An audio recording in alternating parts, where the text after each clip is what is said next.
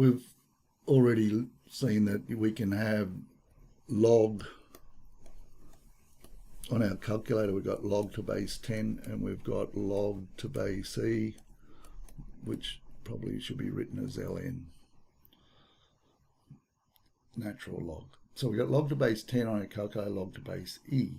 What happens if we want log to base 4 of the number 5?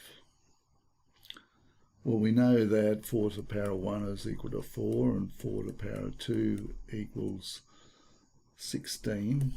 So 5 is in between 4 and 16, closer to 4 than it is to 16. So our answer is going to be, we want to know for a logarithm is an index, what is the power must we raise 4 to get the number 5. So x is going to, or our logarithm is going to be approximately equal to 1 point something. Okay, so and it'll be closer to 1 than it is to 2. And there's no way we can work out with ratio and proportion.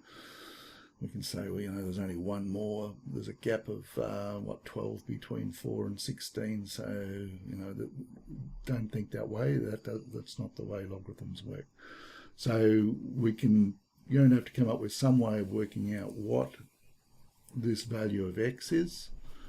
And so that when we raise 4 to that power, we're going to get the number 5. We use what's called the change of base theorem, and it's fairly straightforward.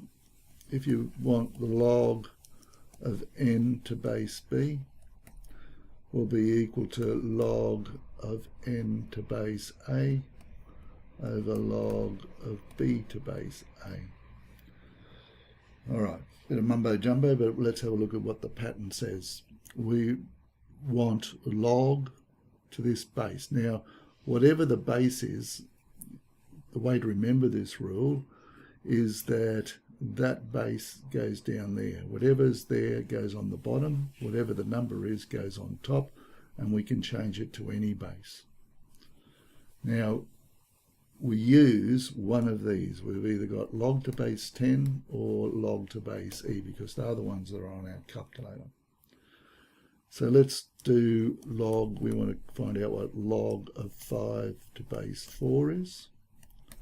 So we'll go log, now I won't write base because it'll be base 10 of what the pattern is, whatever the number is goes on top, so the 5 goes on top over log of 4. Now these are to base 10.